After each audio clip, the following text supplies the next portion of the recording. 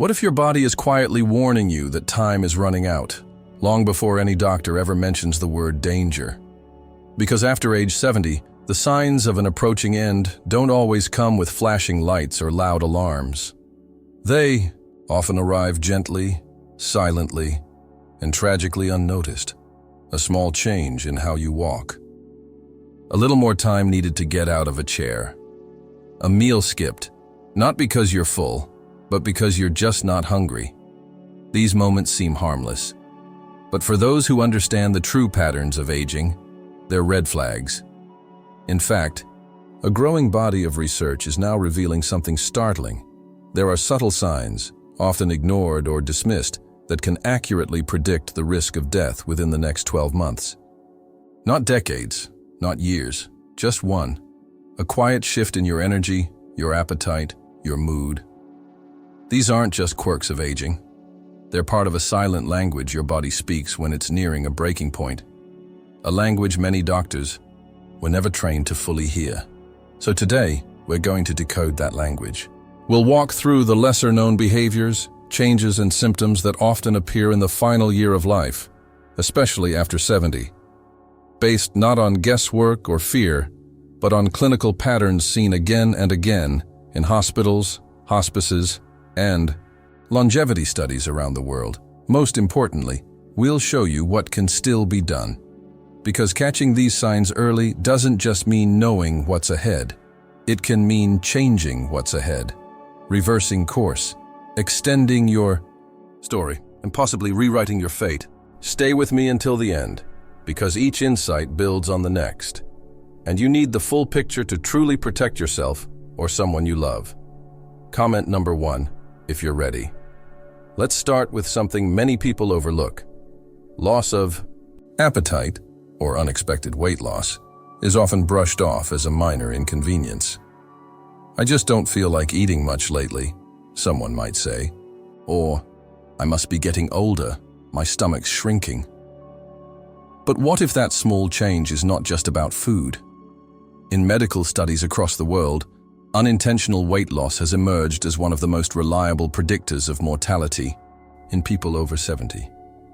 Especially when it happens quietly, without a clear cause, and without the person even trying to lose weight.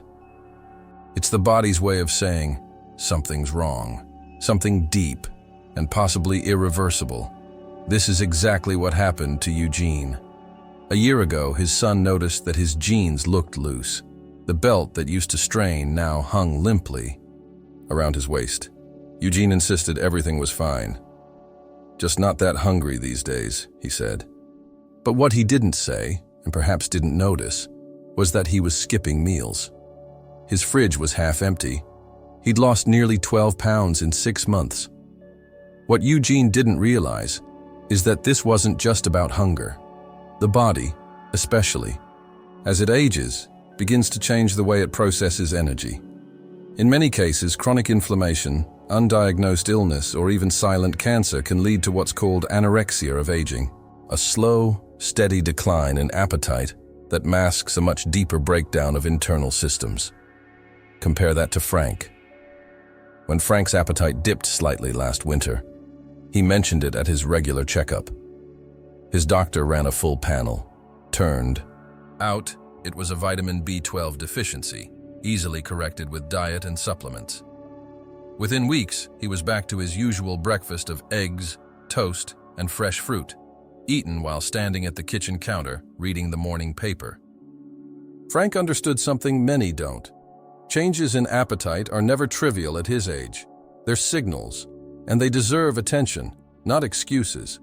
The real danger is when appetite fades slowly, quietly, and no one notices until the weight loss becomes obvious. By then, the body may already be in a state of metabolic crisis.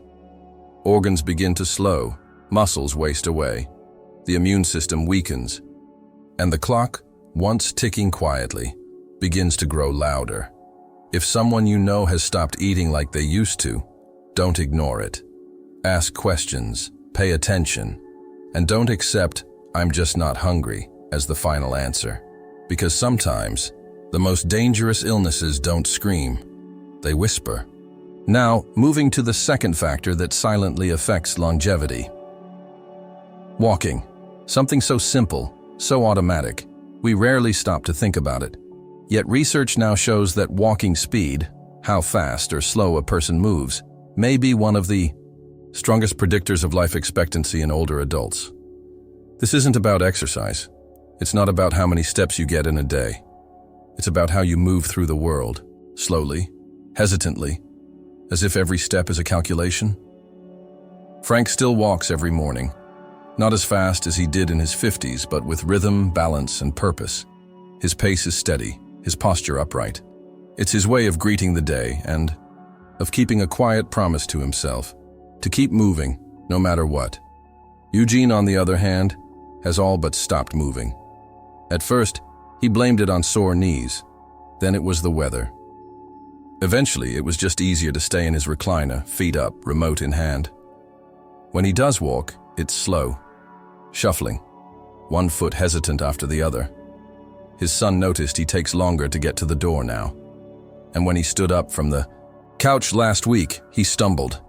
What most people don't realize is that gait speed reflects far more than muscle strength. It's a mirror of your entire health system. Your heart, lungs, brain, nerves, and muscles all have to work in harmony, just to walk. When that coordination falters, when someone suddenly starts walking more slowly or has trouble standing, it's often the first visible crack in an invisible foundation. In fact, studies have shown that slower walking speed is strongly linked to a higher risk of hospitalization, falls, disability, and yes, even death within a year. It's not the slowness itself that's deadly. It's what the slowness reveals. Frank's secret isn't just that he walks. It's that he trains his balance, stretches his legs, and listens to his body. If he feels unsteady, he acts, adjusting his routines, visiting his physical therapist, staying one step ahead of decline. Eugene, by contrast, waited too long. His strength faded before he noticed. Now, even short walks leave him winded. His muscles have weakened, his reflexes slowed. And his risk of falling or being unable to recover from an illness has quietly multiplied. So if you or someone you love has started walking more slowly or struggling to get up from a chair, don't ignore it. This isn't about age, it's about awareness. Ask yourself, how fast would I walk across the room if I really had to? Could I still walk a block without stopping? If not, it's time to act. Because walking speed isn't just a habit, it's a vital sign. Another habit that often gets ignored is the quiet withdrawal from people. It rarely happens all at once. At first, it might look like skipping a weekly gathering. Then a phone call goes unanswered. A birthday comes and goes without a visit. Over time, the world narrows. The silence grows. Eugene used to enjoy his bowling league every Thursday night without fail. But when his back started acting up, he missed a week, then another. Soon, the calls stopped coming. He told himself he was fine. He didn't need anyone. The truth was harder to admit. He was lonely. And loneliness, though invisible, was already doing damage.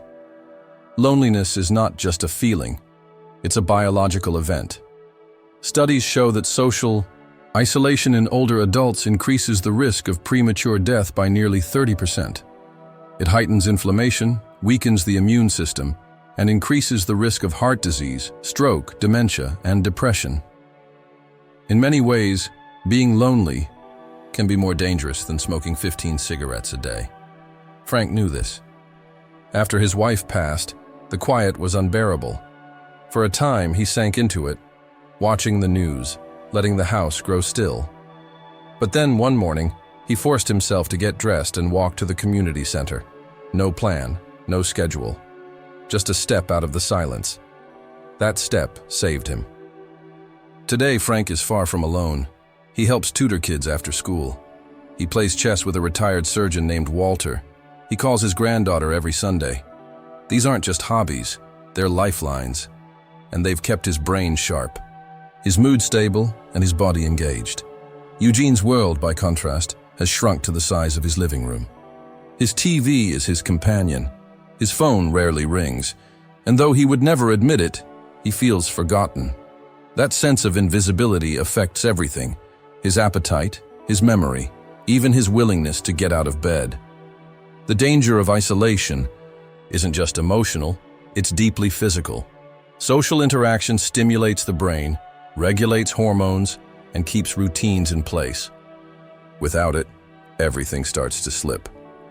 If someone you know has stopped engaging, has stopped caring, reach out. Even if they say they're fine. Even if they say they prefer being alone. Because beneath that silence, the body and mind may already be in retreat.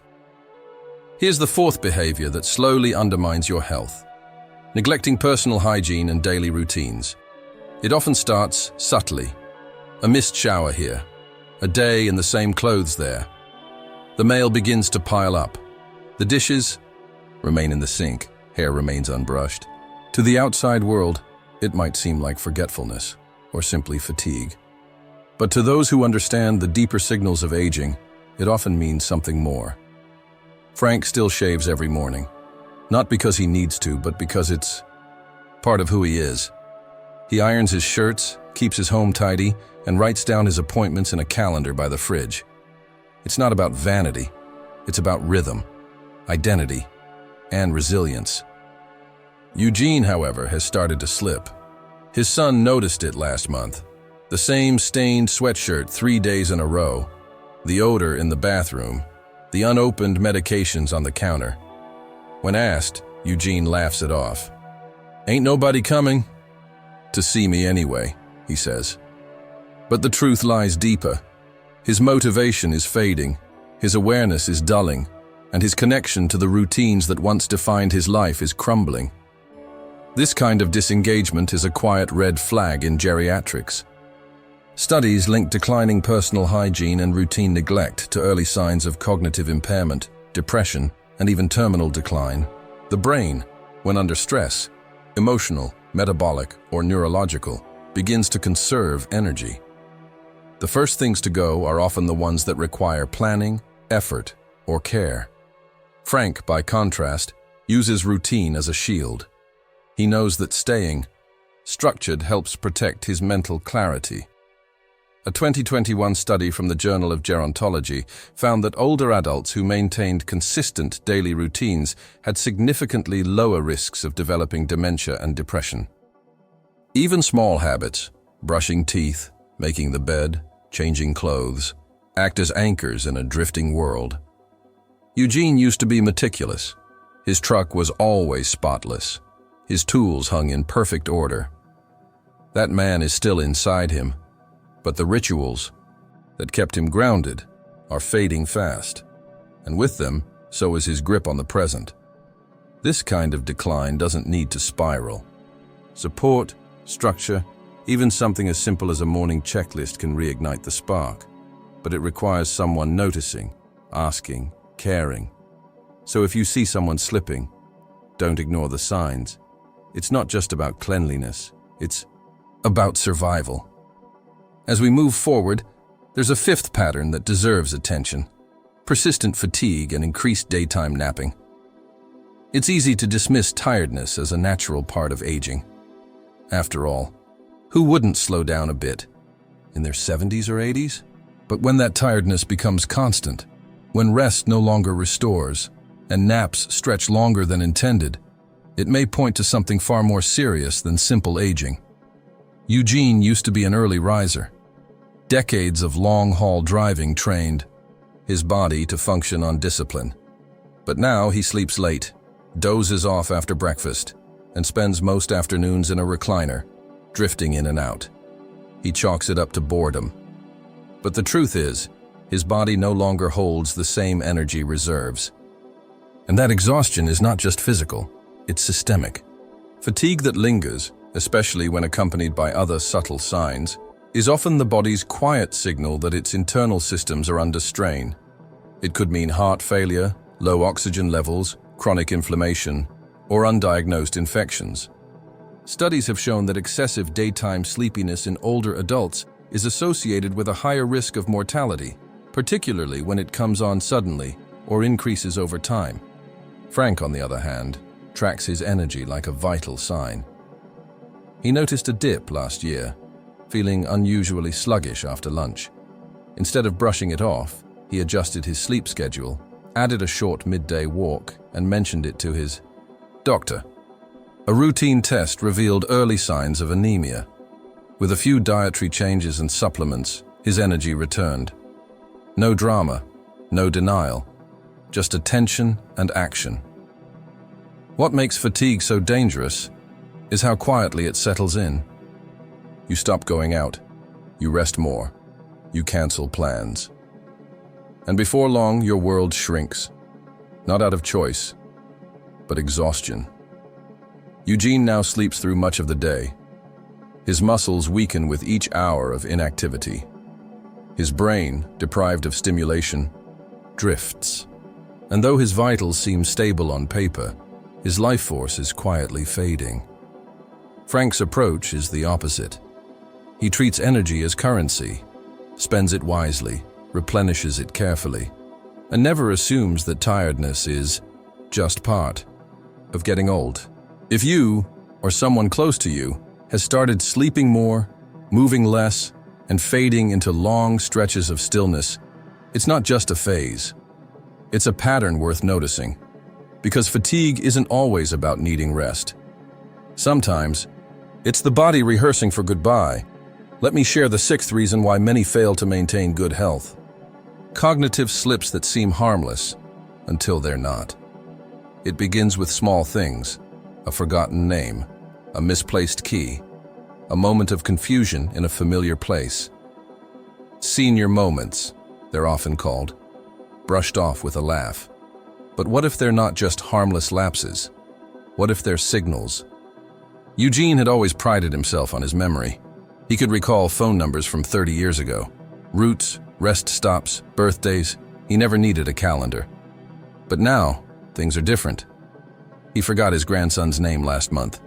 He got turned around driving to the grocery store he's visited for 20 years, and sometimes he pauses mid-sentence, searching for a word that just won't come. Frank notices the changes too, but in a different way. When a word escapes him, he writes it down and looks it up later. He plays logic games daily, practices mental math, and reads both fiction and non-fiction to challenge his brain. When he felt a bit foggy last summer, he told his doctor, who ran a full cognitive assessment. The results? Mild, age-related decline, but nothing serious. Still, Frank made changes, improved his diet, added omega-3s, and increased his social engagement. His memory stabilized. The difference is attention. Many older adults begin to experience cognitive decline in their final year of life. Not because of Alzheimer's, but because the body, under stress or illness, diverts energy away from brain function. Confusion can be a symptom of low oxygen, poor circulation, or infections like urinary tract infections, which often present with memory issues in the elderly. In some cases, it can be a sign of a stroke or progressive neurological disease. Eugene's son noticed his father repeating the same stories. He brushed it off at first, but now Eugene sometimes forgets what day it is. He leaves the stove on. He struggles to follow conversations. These aren't just memory lapses. They're signs of a brain that's losing its grip on the present. Frank's proactive mindset helps protect his mind. A major study from the University of Exeter found that mentally active older adults had a significantly reduced risk of developing dementia, even if they carried genetic markers for the disease. In other words, what you do today can still shape your brain's health tomorrow. So if someone you love is becoming forgetful, don't minimize it. And don't wait. Testing, stimulation, and lifestyle changes can help stabilize or even reverse early decline. Because memory isn't just about facts, it's about staying present in your life. Finally, there's one last habit that might surprise you. Getting sick too often, or taking too long to get better. For younger people, a cold is just a cold. A mild infection is a minor inconvenience. But for those over 70, these small illnesses can be warning signs. When the body starts getting sick more frequently, or struggling to recover, it may mean the immune system is no longer responding the way it should, and that change can quietly predict what's to come. Eugene had pneumonia last winter. Mild case at first, but the cough lingered. His energy didn't return. What should have been a 2-week recovery turned into months of fatigue and chest tightness. Then came a urinary tract infection, then another. His son started noticing a pattern. Eugene was always just getting over something. This isn't uncommon. As we age, our immune system becomes less efficient. What used to be a simple cold can turn into bronchitis. A small cut can take weeks to heal, and infections that were once rare become a recurring theme. Research has shown that increased frequency of infections in older adults often signals an overall decline in immune resilience and can even predict higher short-term mortality. Frank takes a different path. He's meticulous with hand hygiene, gets his flu and pneumonia shots every year. When he feels under the weather, he doesn't wait. He calls his doctor, gets checked, and rests. But more than that, Frank focuses on what supports immunity from the inside. Good nutrition, consistent sleep, low stress, and moderate exercise. It's not a magic formula. It's discipline, and that discipline pays off. When Frank caught a respiratory bug last fall, he was back on his feet in 4 days. Not because he's lucky, but because his body was prepared. His immune system still had the strength to fight. Eugene, meanwhile, faces each illness with less and less in reserve. Every fever drains him. Every antibiotic takes longer to work. His body is waving a white flag, but no one has truly noticed. It's not just about getting sick. It's about how often and how long it takes to recover. These patterns aren't coincidences. They're the body's way of saying, I'm losing the fight. If this sounds familiar, if you've seen someone bounce from one illness to the next, it's time to look deeper. Don't wait for the next infection to sound the alarm, because sometimes the immune system stops whispering and starts shouting, and by then, it may already be too late. If this hit close to home, comment number 8 below. So, what have we truly seen here? Not a story of fear, but a story of signs. The body speaks, quietly, persistently, through appetite, movement, memory, mood, through small changes that, alone, may seem harmless, but together begin to tell a very different story. Frank heard those signs. He responded with awareness, with action, with humility. He didn't assume that aging meant disappearing. He treated his routines, his relationships, and his body with the respect they deserve. And because of that, his life, though touched by grief, by loss, by age, is still vibrant, still full of agency, still his. Eugene, in his silence, reminds us what happens when those same signs go unanswered. It wasn't one big illness. It wasn't a dramatic event. It was small choices, postponed attention, gentle declines that gathered speed over time. He didn't ignore his health out of stubbornness. He simply didn't know the danger hidden in the ordinary. And now you do. The truth is, after 70, there is no just. There's no just tired, just forgetful, just not hungry. Every change matters. Every signal has weight. And while it's never too late to listen, the earlier you do, the more power you have to act. Because longevity is not about avoiding death. It's about recognizing life. All of it. The signs, the shifts, the subtle messages your body is constantly trying to send. You have the chance, right now, to make a different choice. To ask the question you've been putting off. To call the doctor. To take the walk. To check on someone who's grown too quiet. You may not be able to add decades, but you can add clarity, you can add dignity, and sometimes you can add time. If this message stayed with you, don't let it stop here. Comment your thoughts, like this video so others can find it. Subscribe to this channel for more stories, insights, and truths about how to live well, longer. And turn on notifications so you never miss a chance to stay informed, prepared, and fully alive. Now let me finalize the character count. 1 moment.